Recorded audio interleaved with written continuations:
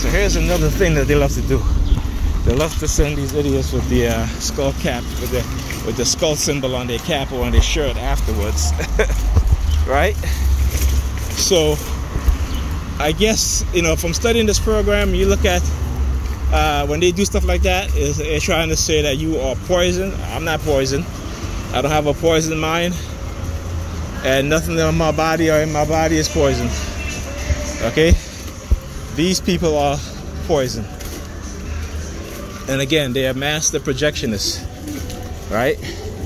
They are master projectionists. And you guys can go online, particularly those that I'm talking about, people who, you know that something is going on. Like, they're not being told the truth, right? You go online and you do a search on the amount of police officers arrested for sending dozens of black men in prison, right?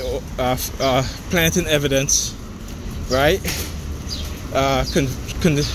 Arresting them for murders that they know they didn't commit.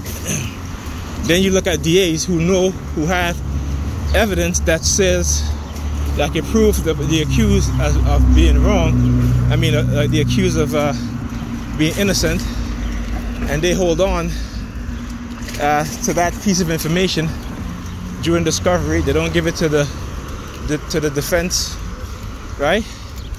But yet we walk around here with our heads up because we think we're, in our individual mind, that we're highly favored by God, this white man God that he gave you, right? He took God out of you and put it in the sky, okay?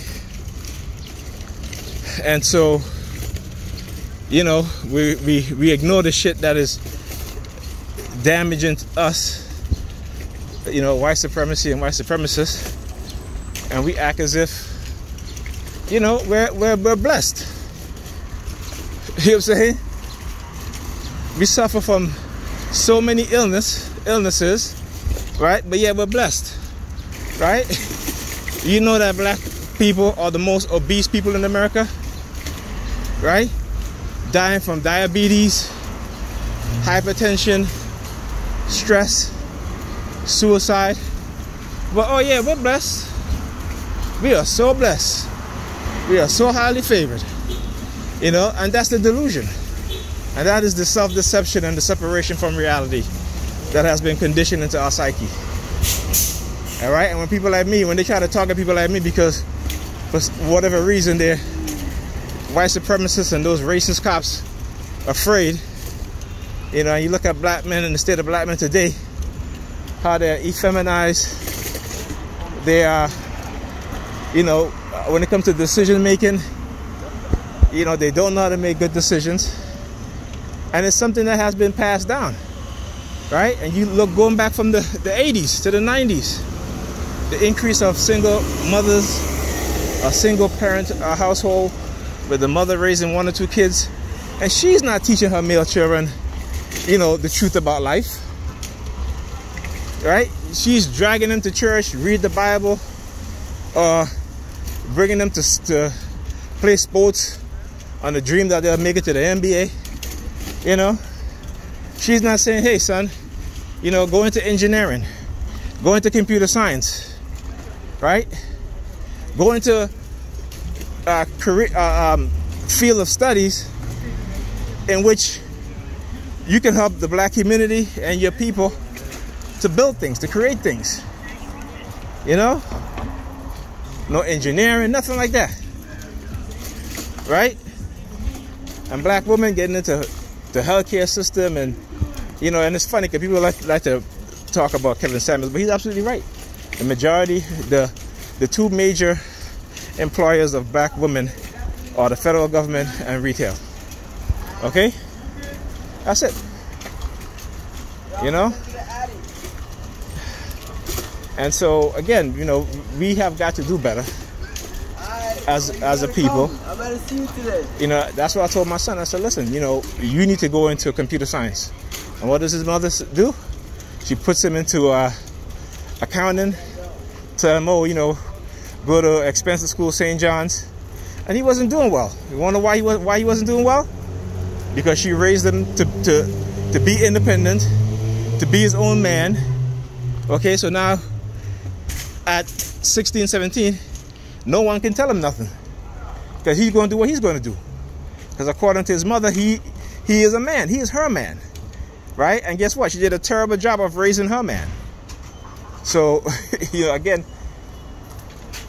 we got to do better than that. We got to look at our own self, right, and take some accountability. I'm not going to say take all, because a lot of it and how we are is not our fault, right? We have to. Some of it has to do with our parents, but then again, they didn't know any better, because they've been conditioned into ignorance, right? So we have to.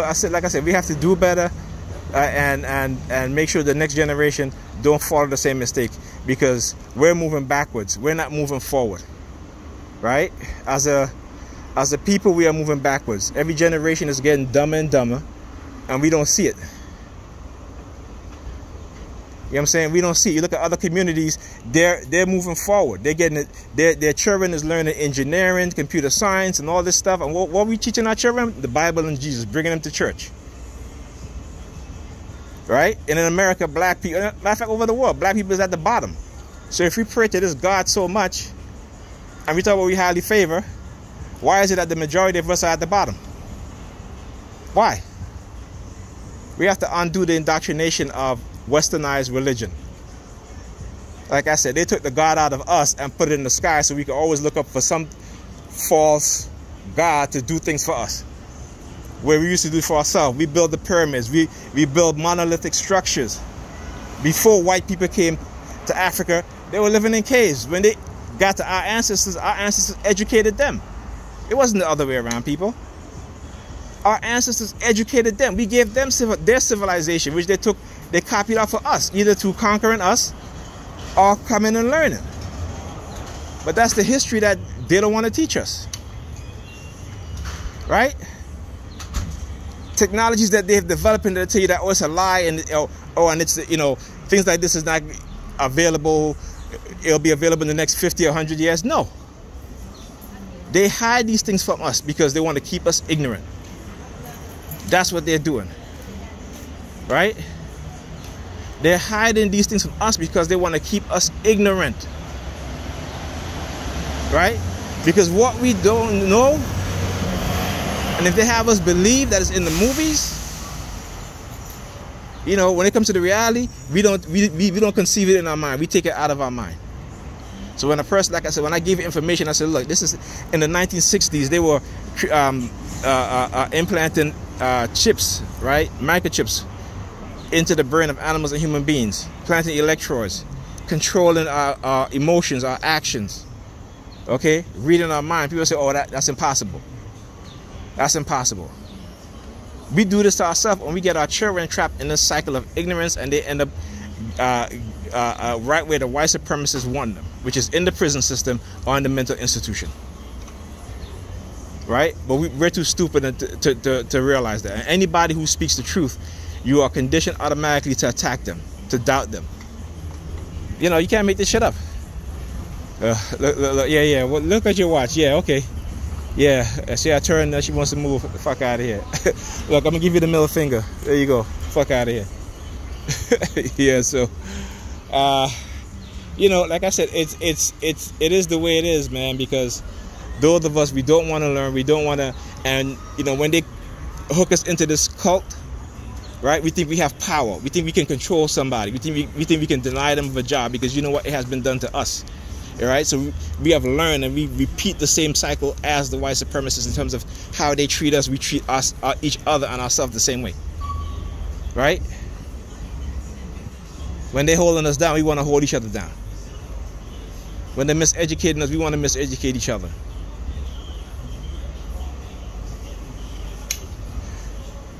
You know, I get tired of talking sometimes, but you know what? I gotta do, because I love my people, and regardless of how they've been trained and conditioned into ignorance and stupidity, you know, I got a job to do.